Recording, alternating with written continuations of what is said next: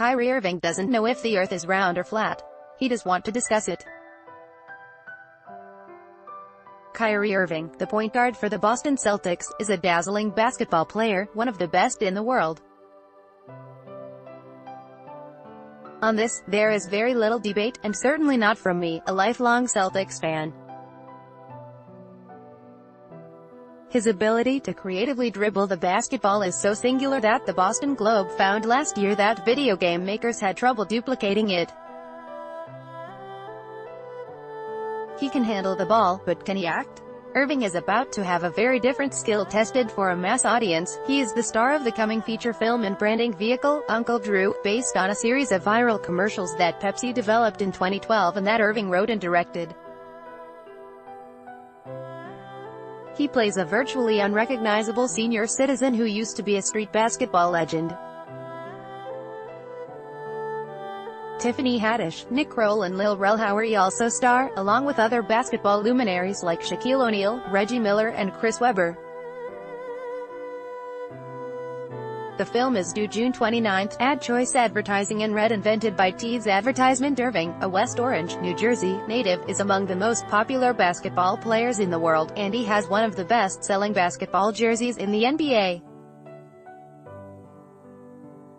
With that popularity has come controversy. He has questioned several times whether the earth is round, and in an interview Friday with his most in-depth comments to date on the subject, he said it was still worth debating. "Can you openly admit that you know the earth is constitutionally round?" he said to me. "Like, you know that for sure." "Like, I don't know." Speaking by phone from New Jersey, Irving, 26, also discussed his interest in acting, his desire to start a television network and the knee injury that kept him sidelined for the NBA playoffs. These are edited excerpts from our conversation. QIT must have been very difficult watching from the sidelines as the Celtics advanced in the playoffs. How is your knee rehab going? A. I'm taking it one day at a time. You know, it's just a process, getting back into the swing of things. It's a different off-season for me. It's a lot more time focusing on my body and getting mentally prepared for next season. I'm just super proud of the guys and what they accomplished. They really stuck together throughout everything. Obviously Game 7 didn't necessarily go the way we all planned, but I mean those guys, they gave it all throughout the whole playoff run. Advertisement Q. You were in a production of High School Musical at St. Patrick High School. Did you have a solo? A. I was the basketball player who wanted to become a chef, and I did have a solo, about cooking creme brulee and breaking out of my shell. For me, it was just an opportunity to get rid of my public speaking nerves. I knew that if I could sing and act on stage, then I should be able to publicly convey what I was thinking and what was on my mind. Q. You're very close with your father, Frederick Irving. Did he encourage you to scratch your acting itch when you were young? A. He's just proud. He's known for a while that I have eclectic tastes in different things. I am more than willing to go into different areas and try it out. It doesn't necessarily mean success or failure, if it works or not, or if the perception is great or not. It's just the fact that I'm throwing myself out there and giving myself a chance. That's how he raised me. It's one thing to shoot a commercial. It's another to make a feature film. How did you prepare? Did you take any acting lessons? A. I just had an acting coach. I met with him about being in front of a camera. Just a lot of redundant actions over and over again trying to get one particular shot. How do you convey that in front of a camera? And your voice and playing a character, playing a role. Advertisement Q. Was that frustrating? A. No, it wasn't. There were definitely times on the set where it kind of got maniacal for the amount of hours we worked. I wasn't used to that 16-hour shoot days. That was a lot, so it was an adjustment from that aspect. But I enjoyed the acting. QYO, you had to train for the season as you were shooting. How did you juggle both? A. I was also dealing with an in-between stage of getting traded as well. So it was really figuring how best to divide up that time. I think I did a pretty good job of it. Balancing being a professional athlete and your side interests is definitely difficult, but it's an opportunity that was afforded to me. Q. A lot of NBA players are getting into the film business. Is this something you're interested in on a long-term basis? A. I would say so. I think more in a creative aspect, behind the scenes, in production, ownership, and really just building something that I can be proud of or collaborating with other great people. I'm really a big fan of creative expression, whether it's acting, music, or seeing art. QDO, you feel you have to find ways to challenge yourself? Do you get bored easily? A. No, I wouldn't say that. I just have interests outside the game of basketball, and I try to further those by becoming more knowledgeable and turning it into something I can be proud of or be a part of with other great people. I think that being in the NBA, it definitely has a tremendous amount of commitment, as well as accessibility to a lot of different avenues. QYO, you seem to really thrive on being different.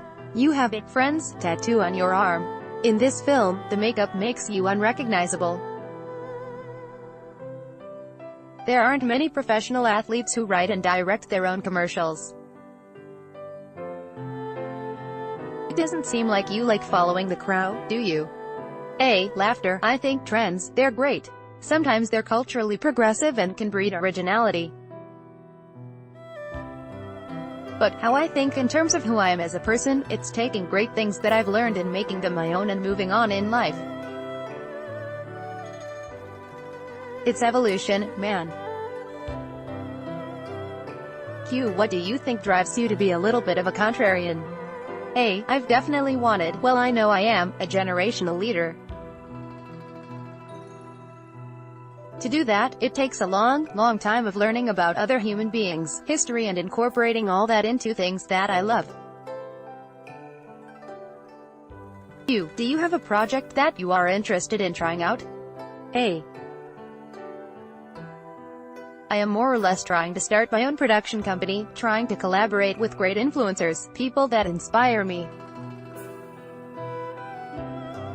It's just the ground level now, but that's the focus, becoming a content creator. That's the hope of owning my own television network one day. QYO, you want to own your own television network? A. Oh, absolutely. Q. What would be on it? A. See, that's exactly what I'm trying to figure out. I just know that television, where it is now, there's a certain sense of authenticity that I want to bring to audiences that are representative of what is going on in the world and in our culture. I don't necessarily know how to capture that content as of right now, but I will figure it out. QYO, you talked about wanting to be different. I've got to ask, and I know you get asked about this quite often, is that why you made suggestions about the Earth being flat? Is it a part of you wanting to be different? A. No, I would say at the time when I was talking about it, I had literally been just given so much flack about what I felt, the way the shape of the Earth is.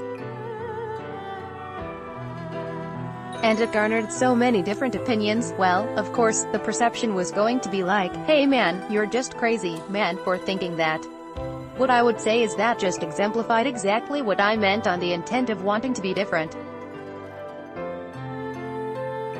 Because when you think something completely different, science has proven it, everyone has thought and believed this to be true, and then you say something on the opposing side, and it gets a reaction that's not necessarily authentic at all. There's just a, hey, let's get this preconceived notion about who he is as a person. You have no idea. I really wanted to put that on the biggest stage of, now it becomes your side versus my side. At the end of the day, does it really matter? Q. National Public Radio did a story about this, and there was a middle school teacher who couldn't convince his students the earth was round because the students believed you. Q. Are you aware of that? If so, that would be, in theory, a concrete example of where those words might matter, right? A. Oh yeah, no, and I absolutely agree, which is why research and why history has shown that even having opposing sides, I mean, history has shown even back then, our biggest scholars did think the earth was flat. It didn't just spark out of anywhere and then everyone just goes into their own groups. Definitely different scientists have come along and proved the law of gravity. Everything that science breeds, and you have specific scientists that are giving all this information. I wanted to open up the conversation, like, hey man, do your own research for what you want to believe in. Our educational system is flawed. History has been changed throughout so much time. I literally got that from what they did to Nikola Tesla of what he was trying to do for just an incredible world. I could just go on and on about this stuff, man. Q. You've been coy about what you really believe, so I'm hoping you'll clarify here. Do you or do you not believe the earth is flat? Or do you not know? A. That's what I'm asking you. No, no, no. Can you openly admit that you know the earth is constitutionally round? Like, you know that for sure. Like, I don't know. I was never trying to convince anyone that the world is flat. I'm not being an advocate for the world being completely flat. No, I don't know. I really don't. It's fun to think about though. It's fun to have that conversation. It is absolutely fun because people get so agitated and mad. They're like, hey man, you can't believe that, man. It's religious, man. It's just science. You can't believe anything else. Okay, cool, well, explain to me. Give me what you've known about the earth and your research, and I love it. I love talking about it. Well, I would push back and say that there's a real picture of the Earth taken by astronauts. Do you not believe that picture is real? A. No, I'm actually, yeah. Like I said, I do research on both sides. I'm not against anyone that thinks the Earth is round. I'm not against anyone that thinks it's flat. I just love hearing the debate. It's fun to talk about. QNO, but I'm asking you. Do you believe the pictures that exist, taken by the astronauts? Do you not believe those pictures are real? A.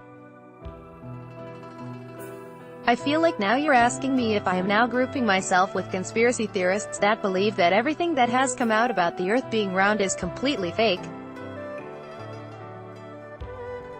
Q. No, I don't know. A. I don't limit that to not being real. You know what I'm saying. I haven't convinced myself all the way like everything that has been given to us is fake. No, but you also know that a lot of history has been distorted over time. That's something that I'm always aware of. I'm not against it all. She don't want to misrepresent what you're saying here. So just to clarify, you don't know whether the Earth is round. You don't know whether it's flat. You're just open to having the discussion about it.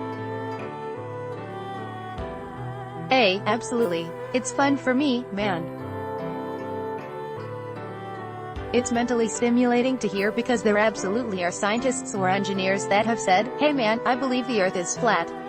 But then of course, utilizing an exploitation tactic of utilizing my name and who I am, and all of a sudden it turns into a bigger thing. Which is fine. That's the way our society works. It is what it is. I don't mind it.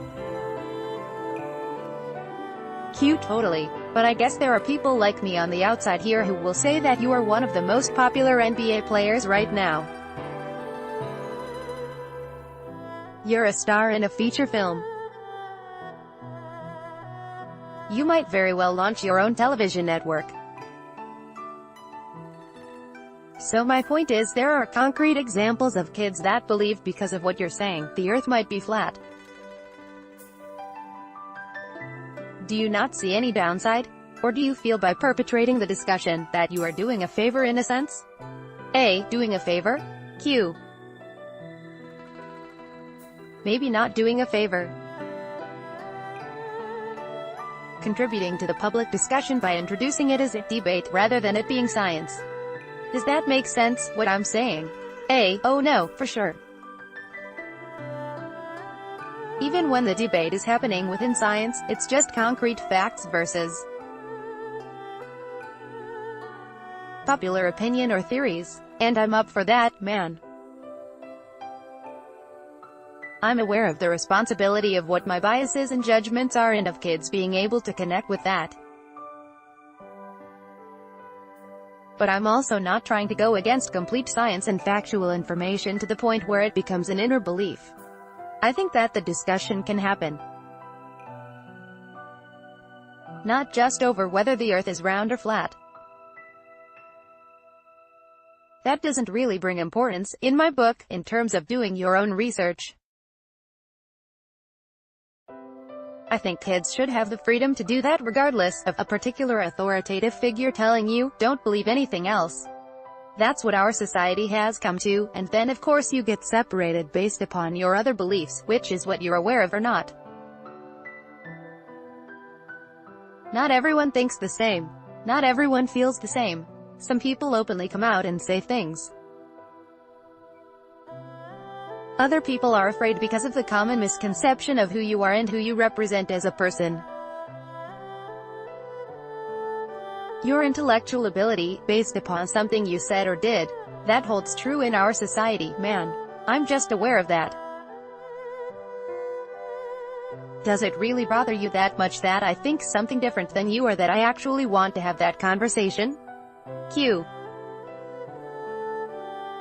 I could see it bothering, if there are people genuinely believing this stuff as a result of what you're saying.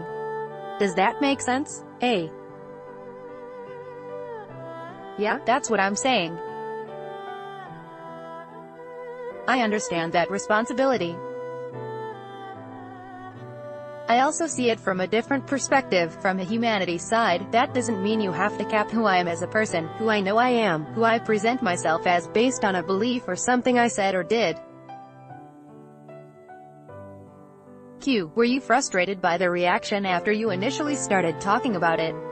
A. No, I think it was surprising, but, as well, it gave me an introspective look, like, hey man, are you sure you want to go with this? I had to learn more about what were going to be the consequences of that. When I was saying it, people were saying I'm a complete conspiracy theorist. And I had felt like there had been a time where I just did not question anything. And when I was talking to Richard Jefferson, a former teammate with the podcast, Road Trippin', on the Cleveland Cavaliers official website, when it came out, the response was just like, yo, what is really going on? And at the time it was overwhelming. Because now it bred more questions, like, how could you ever think that? And I honestly, probably said that prematurely before I even understood the impact it was going to have, you know, and that's just the reality. It just stopped mattering.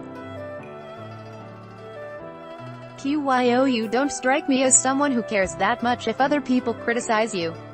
Do you care that people think you're a conspiracy theorist? Hey. No, why would it ever matter? No man, I'm not afraid of that. I used to be afraid of not being able to convey what I feel or what I think, and bringing more questions from everyone, and literally, everyone becomes intrigued. People want to know more. People are going to say what they're going to say. It's not my job to be in a convincing stance every single day on something that I feel. By Taboola sponsored links promoted links. You may like home away 15 awesome Thailand villas cheaper than a Singapore taxi ride. Home away on no enjoy compare and lose out. Find the best credit cards in Singapore. No enjoy compare and offer.